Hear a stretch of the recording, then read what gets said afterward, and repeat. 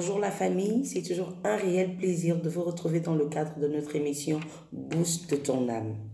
Aujourd'hui, nous allons rester dans le verset de la capsule précédente, c'est-à-dire le psaume 73. Nous allons nous intéresser aux versets 16 et 17. La Bible dit « Quand j'ai réfléchi là-dessus pour m'éclairer, la difficulté fut grande à mes yeux, jusqu'à ce que j'eusse pénétré dans les sanctuaires de Dieu et que j'eusse pris garde au sort final des méchants. » Nous avons donc vu la dernière fois qu'il était important pour nous de pénétrer les sanctuaires de Dieu afin de le connaître jusqu'à ce qu'il devienne pour nous un roc inébranlable, peu importe la situation. Mais il est important pour nous de nous poser la question de savoir comment est-ce qu'Asaph a fait pour pénétrer les sanctuaires de Dieu. Nous savons en effet qu'Asaph était un personnage de l'Ancien Testament et que dans l'Ancien Testament, ne pouvait accéder au sanctuaire que le souverain sacrificateur qui devait être de la descendance d'Aaron.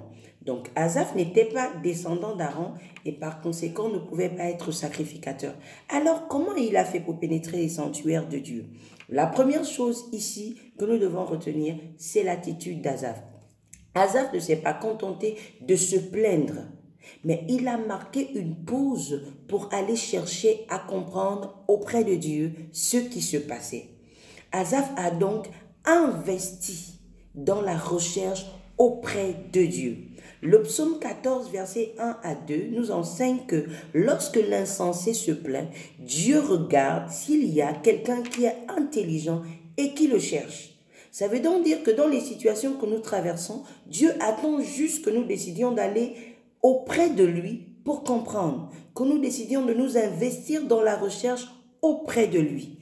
Deuxièmement, Asaph par sa quête a élevé son esprit.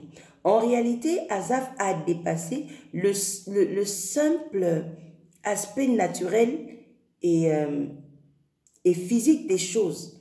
Asaph en effet n'a pas traversé un sanctuaire physique, non, mais Asaph en s'investissant, en cherchant à connaître ce qui se passait auprès de Dieu, en fait, a élevé son esprit et Dieu a rendu l'esprit de Dieu, donc le Saint-Esprit, disponible pour entraîner Asaph dans ses profondeurs.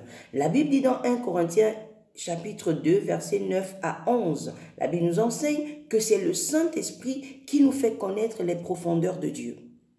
Donc, quand nous appliquons à rechercher Dieu par rapport à une situation, il rend son esprit disponible pour nous entraîner dans ses profondeurs.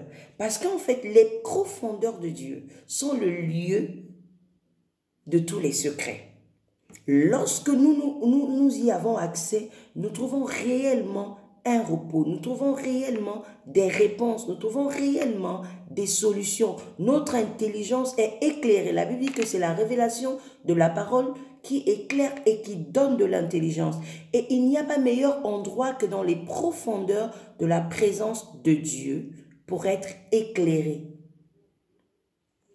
Alors, bien-aimé dans le Seigneur, peu importe la situation qui t'accable, peu importe la situation qui te met dans la confusion, peu importe la situation qui te fait douter de toi, refuse de te plaindre, refuse de rester dans l'apitoiement, mais va auprès de Dieu, chercher à comprendre comme Asaph.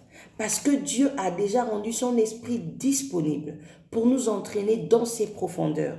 Et je le répète, les profondeurs de la présence de Dieu sont le lieu de tous les secrets.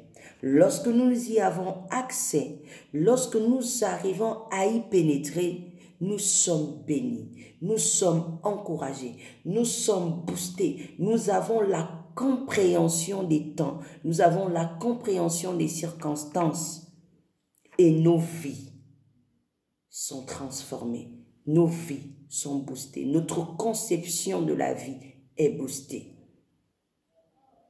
Je voudrais donc te laisser avec ce chant qui dit « Prends-moi au-delà des parvis ».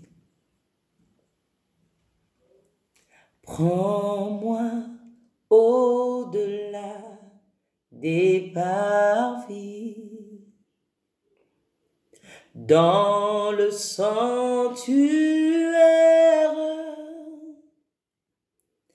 au-delà de l'autel d'airain, Seigneur, je veux voir ta face.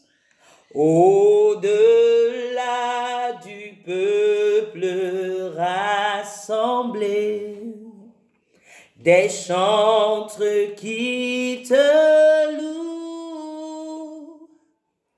J'ai faim et soif de ta justice, qu'il ne se trouve aucun endroit. Aussi emmène-moi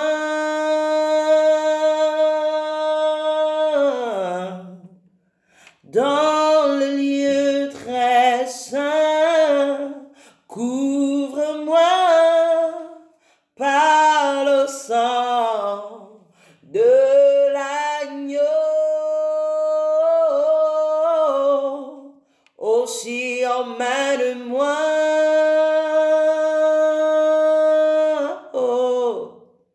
dans le lieu très saint. Prends la braise, touche mes lèvres, me voici.